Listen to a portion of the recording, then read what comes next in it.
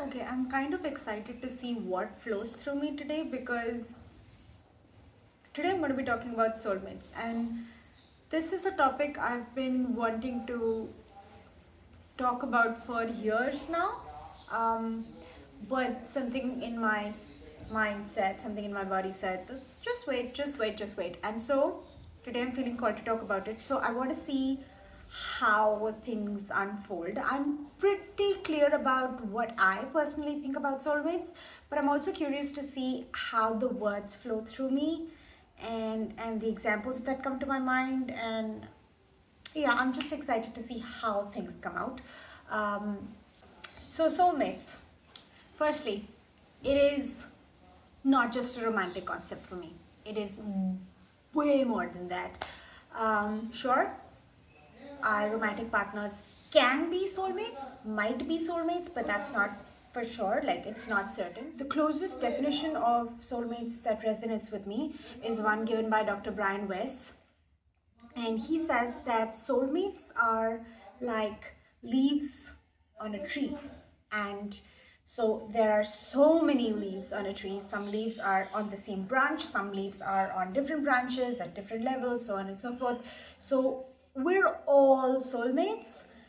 Every leaf of the tree are soulmates, but you know how close we are or how distant we are and how um, much we impact each other, that varies. And so that is my definition of soulmates. A lot of my soulmates in my life have not been romantic partners, since I am very discerning of the people that I get into a relationship with. I've always been that way. I'm very like conventional in the sense that I'm monogamous. I like the simple one woman man sort of an ideology, and when I'm committed like till here. Sometimes like it's not even like committed, it's not even about the exchange of words. When I feel called to move towards somebody, I'm already committed to them. That's just who I am. And some people find it intense.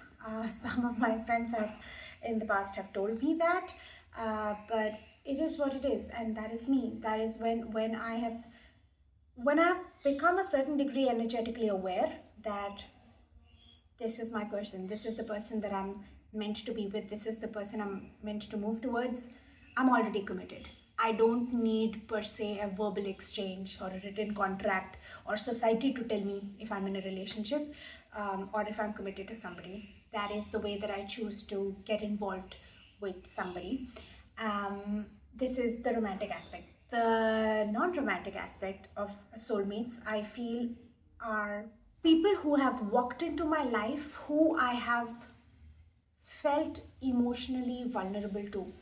Sometimes those people have been my birth family members, and I specifically say birth family members because it's the family that I was born into. There are a lot of people who I consider family, who I feel are family, who are not blood related to me, but they're still family. So that's why, very specifically, sometimes they are birth family members, sometimes they're friends, sometimes they are work colleagues, sometimes they've been neighbors. And so people who've had an impact on me to a certain degree, I call them soulmates. I felt vulnerable to them. I have been affected by their words, their actions, their decisions. And every soulmate, I believe, has walked into my life to play a certain role in my life. And it's not that it has only been sweet and pretty and safe. Sometimes those, during our journey, I felt a lot of things. I felt basically, and I when I say I feel, for me to feel is to feel alive. Like for me to feel is to be alive. If I don't feel, I'm dead. That's what I mean. So when I say I feel, I see it as a good thing.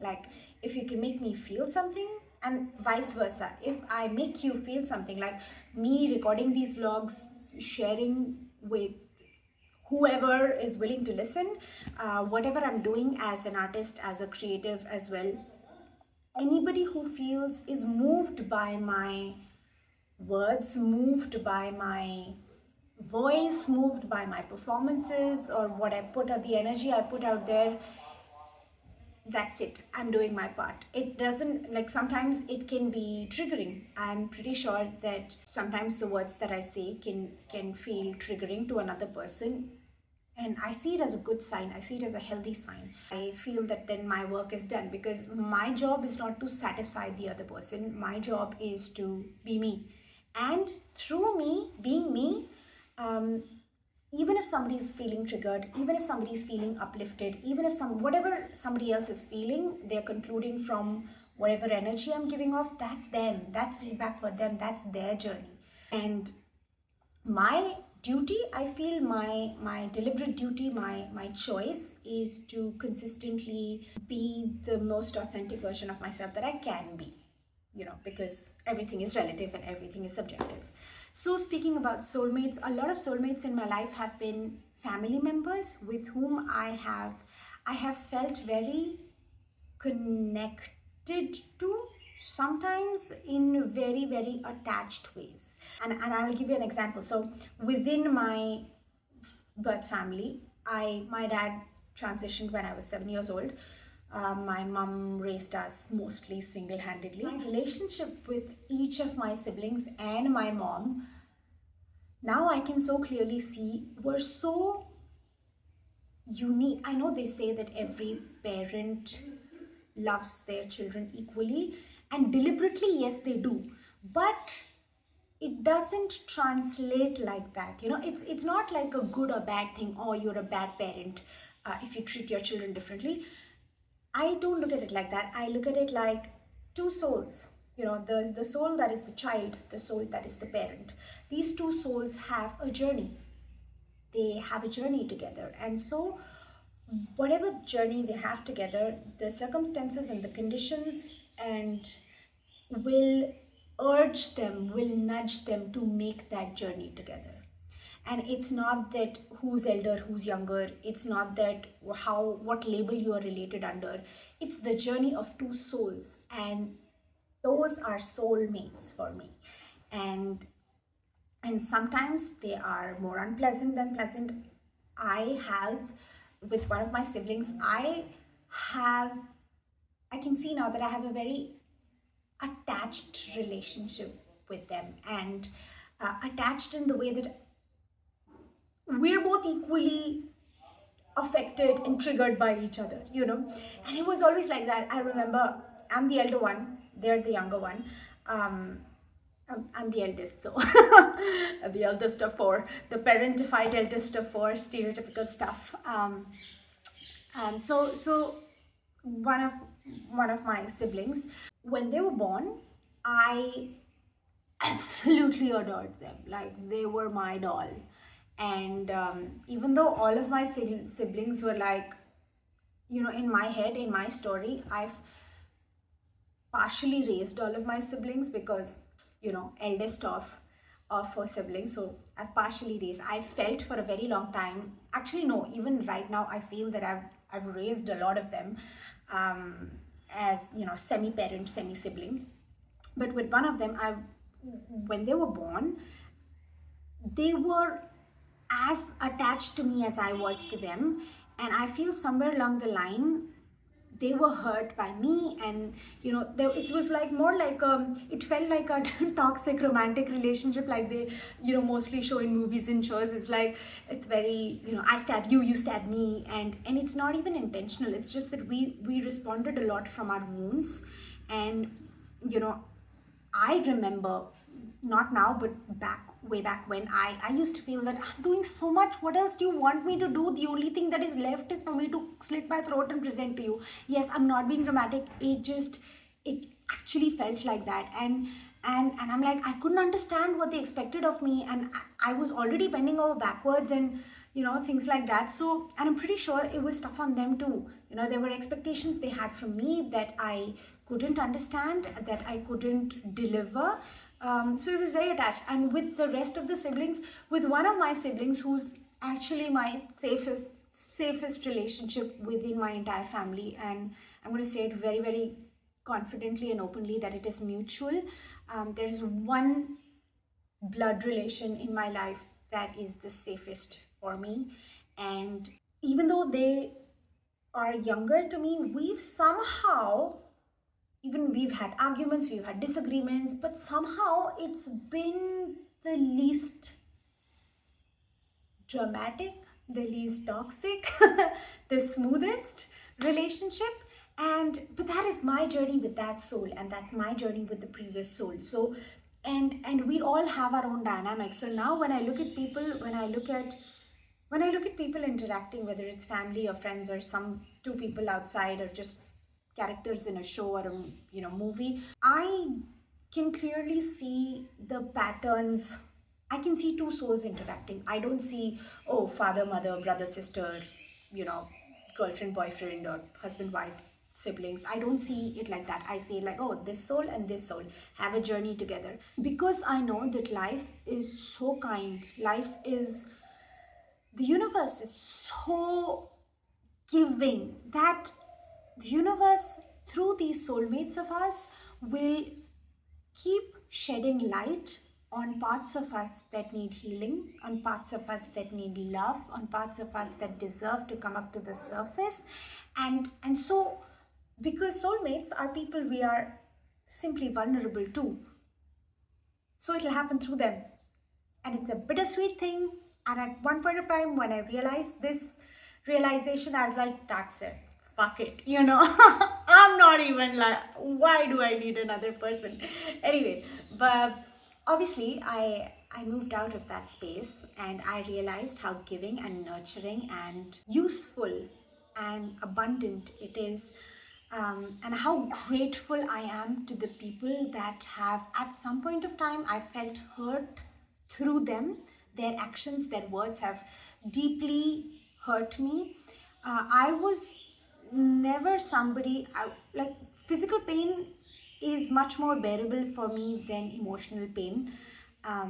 It always was, it always will be. But now I think a lot of my confidence within myself comes from the fact that I worked on myself. I have put myself together in such a way that I feel emotionally safe 99% of the times. Actually, no, I feel emotionally safe 100% of the times. That doesn't mean that I don't go through ups and downs, but the way that I move through life, I know that my emotional safety is on me. I know my emotional freedom is on me. So it's the way that I move through relationships and people has also helped me a lot to understand a lot of things about humanity. I still remember at one point of time, I don't know why I'm remembering this, but I'm going to share it because I am remembering it. There was one point of time when I was deeply working on myself, and I had this group of my WhatsApp group with a certain friend group, WhatsApp group, and I was deeply self-reflective. I was working on myself, like, mostly. I had very little social interaction. Even my family, I'd told them to just, I'll be in hermit mode for a while, and they knew it. They could tell, obviously. I was living with my family, some of my family members. So I remember texting this in my friend group. I'm like, the amount of love I can feel within me, the amount of acceptance, the amount of forgiveness I have within me, it scares me. And I will tell you why. It's still getting me a little emotional, because when I was doing a lot of healing work on myself, I had realized that the amount of things that I can accept and forgive was so much, and I was scared that if I accept this sort of treatment, then I will be worse than a doormat, then anybody is going to say anything and just walk away with it if I just forgive them. But obviously that was a phase of, I was learning something and I was realizing something, and I now know, and I realize compassion is, maybe in the next episode I will talk about compassion, but compassion is something which is fierce. It's a fierce, powerful, silent, gentle, it's a missile. It embraces hatred in such a way that hatred, it's very hard to hate in the face of compassion. Very, very hard to hate. And yeah, I'm gonna talk about that in some other time, but yeah, coming back to the amount of love that I felt within myself, which at one point of time scared me, I realized as actually my superpower. I can accept. Acceptance is part of me transmuting something, because there will always be pain, there will always be dark and light. That will always, that's why I love duality. And it's not that as long as I'm within this realm, there will always be duality, and that is something which is a good thing. It's not a bad thing. It's not something that I need to crib about or I need to complain about. It is something that I can embrace, and that is why my vision is to embrace duality and to celebrate authenticity, because duality helps me to be clear about my preferences, my focus, what feels true to me in the moment. It gives me direction. Duality gives me clarity, which gives me direction. And that is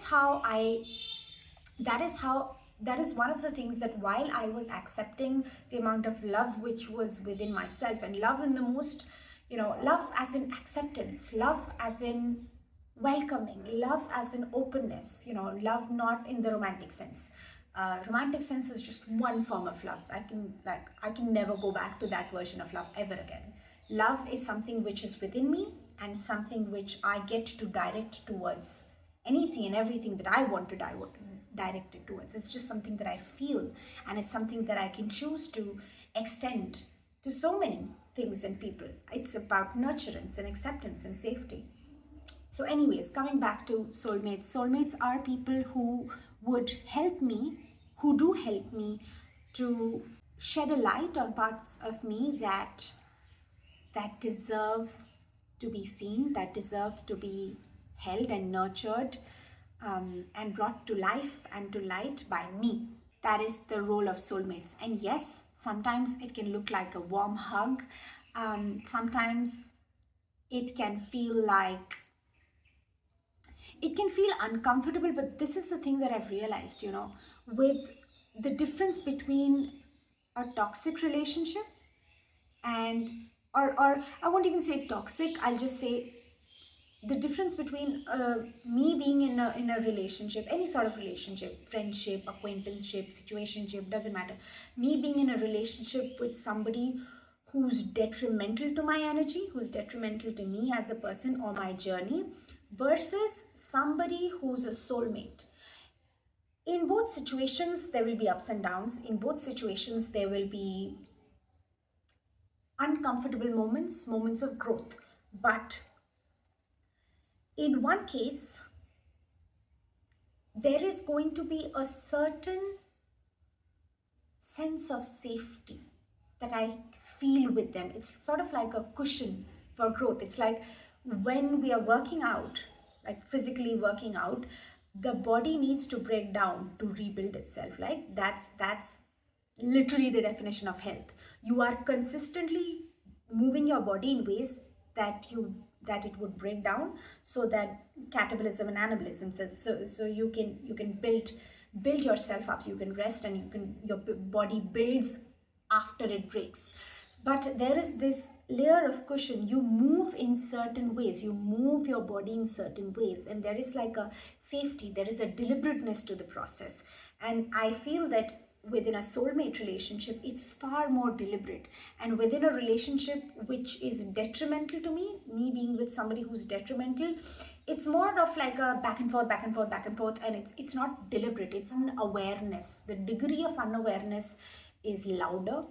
And then when, I don't think I have, not one person. I don't have one person with whom, because now I've been doing this work consistently for so long. I've been into energy work. I've been working on myself deliberately for so long that I don't have even one person who falls into this bracket. They're all in this bracket, because I'm quite discerning, and a lot of times I've realized and I've been reinforced by the universe over and over and over again that I'm very protected. I'm very protected. And I've seen it.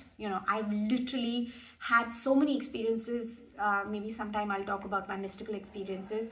But I've had so many experiences where I have been redirected. Something could have happened, but nothing happened. And I am very, very protected. So that I'm sure of. So still about growing with soulmates. And the thing is that I was somebody who was I never believed in closing the chapter with somebody on a bad note. I was always very willing. I was always very willing to tell people, just, I was big on wanting communication and communicating through words. And I've spoken about that in the other episode about, my journey with words. I've spoken about that.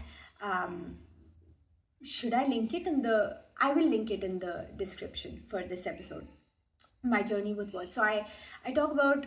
I was like big on, okay, tell me what you want, and I will do whatever is necessary, whatever I can do to keep this relationship going. I will change myself. I will work on myself. I'll do whatever I can to keep this going. I'll put in a lot of work. Sometimes even after you've put in everything you can put in, it's still not enough.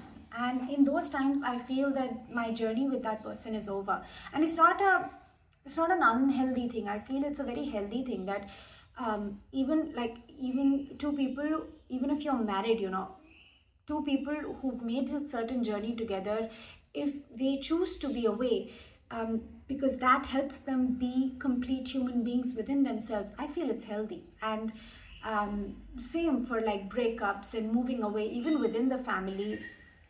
I feel that if two people within the family are when they're together, they just constantly hinder each other and themselves. Actually, they constantly feel disturbed. It's okay to take time apart and work on yourselves, and then see if you want to come together or not. It's like a very personal decision, because sometimes I'm pretty sure of the fact that when my journey with somebody, with another soul, is over, it's just over. And if I try to hold on, it just creates more disturbance for them and me both. I'll feel the backlash very loudly. And when I was less aware of my own energy and energy in general, I used to try to hold on so much, and I used to be bending over backwards all the time in trying to work on the relationship. I'm not undermining the importance of working on a relationship, but sometimes you just have to let things be.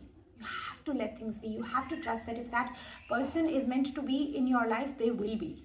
I think the biggest example of this is my relationship with my mom. We have been through a lot. Our soul contract must have been like rock solid, because we've moved through codependence within our relationship. We have moved through pulling away from each other. We have moved through so much, and still we're talking. On certain things we resonate. We don't resonate in everything, but certain things we do resonate. And there is a certain sense of detachment that is kicked in through the years, and it's healthy. It's very healthy, because at one point of time I used to do way too much to try to be what she needs me to be. And I'm not going to say that she exactly, I don't remember that she exactly asked me to be that, but I just felt I needed to be, so I did. I was that. And I think that is very common among single parent families, and especially if you're eldest in a single parent family, that you kind of become parentified. You kind of want to be that sense of strongest support for the remaining parent, and do everything that they need you to be. So that happened. And when I talk to her, whenever I've discussed it with her, she says that I used to keep holding my breath for all of you people. I used to do everything that I felt that all of you wanted me to be. So we've the way we are today, I can totally see and I can respect the fact that the way that my mom and I have still survived, still on talking terms. We have repeatedly asserted through the journey, through so many things. We've repeatedly asserted our own boundaries. This is a word that she really hates, and when she's angry, she throws this word at me. You and your boundaries, you're so selfish. And I'm like, yeah, I am. And I also tell her, even in the most uncomfortable, difficult conversations, I go up to her and I tell her, because I do love her, and even though I have been pained and hurt, and I'm sure she has also been pained and hurt within our relationship, but I have chosen to go and tell, this is what I feel, Ma. This is what I feel now. And I tell a lot of things. Now, the level of honesty that I have with her, at one point of time, I couldn't even imagine having with her, I was so that is great. So people who have to survive, they survive. I'm pretty sure my time with my ma is not up yet. But on the contrary, there have been so many soulmates that have walked into my life very smoothly, as smoothly they have slipped away, because that was my relationship with them. Sometimes it's been very smooth and it's been very brief, but in that brief time of a few months, we've shared everything that the journey we had to share. We've shared it, and then it's just done. There is no back and forth, there's no pulling, there's no anger or blaming and all of that, and it's just swiftly in and out. That's it. And so there are those soulmates also. And I also believe that, especially in terms of soulmates, now I would say I'm very lucky that I have so many people in my life that I've just met, and I know they're my soulmates. This is something that I resonate with, that me and said person, some person, we could have been neighbors, but because our frequencies weren't a match, we decided to come together after doing our own journeys, growing in certain ways, to be aware in certain ways, and then we chose to come together. So a lot of people I have met recently whom I felt like I've known for years, and I feel safe with them, and I tell them things that I sometimes don't end up sharing with people whom I've known for years. And that's just it. Because now I can trust myself so much more. I trust my own judgment. I trust my own intuition. My intuition is a big part of my life, a very big part of my life. And a lot of times I have steered clear of certain people who in front were very, very put together, were like seemingly had no problem, but my intuition kept telling me, so I've to stay away, and so I do. And that's also another thing. I don't know. I don't ask for proof. I have this sort of relationship with my intuition now. I'm still growing. Obviously, there is still resistance. Sometimes things come in and I'm like, what? That doesn't make any sense. Why am I supposed to do that? Why? And there is resistance. But it's been I've been on a deliberate, journey to build this relationship with my intuition. 2018? No, 19 2000, since 2019. So yeah, it's been a lot of times I do things and say things and where I have no idea what it's going to lead to, but I trust that when my intuition is telling that to me, I just go and say it, and I don't know what's going to come out of it, but I believe generally that it's just going to work out for me. So yeah, intuition has been like a huge game changer for me too. I think as far as soulmates, I have said everything that I want to say at the moment. Intuition has been telling me, because it is what it is. I'm ready, they're ready, we are ready to work together, to connect, to co-create, and I'm excited to see who they are, where I'm going. I keep having this feeling that I'm meant to travel somewhere, and my intuition's like, wait, and I'm like, we'll close this episode here, and yeah, I will see what next I want to speak about, and I will talk about that. I don't know what that was. What is this? I don't know.